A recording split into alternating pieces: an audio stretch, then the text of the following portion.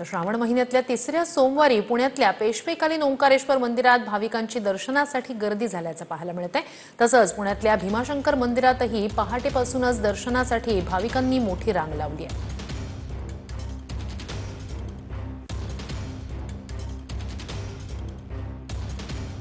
श्रावण महिन्यातील आज तिसरा श्रावणी सोमवार आणि आजच्या या श्रावणी सोमवार निमित्त पुण्यातील प्रसिद्ध आणि प्राचीन अशा ओंकारेश्वर मंदिरात सकाळपासूनच भाविकांनी मोठी गर्दी केलेली आहे आणि या ठिकाणी महादेवाच्या दर्शनासाठी भाविकांची ही मोठी गर्दी आपल्याला पाहायला मिळते।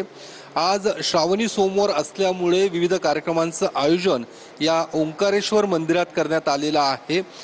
आपण पाहू शकतो दुग्ध अभिषेक, त्यासोबतच पाण्याने महादेवाच्या पिंडीला अभिषेक घातला जात आहे। संध्याकाळी देखील महाआरती असते, ज्या महाआरतीला पुणेकरांची मोठी गर्दी या ठिकाणी पाहायला मिळते।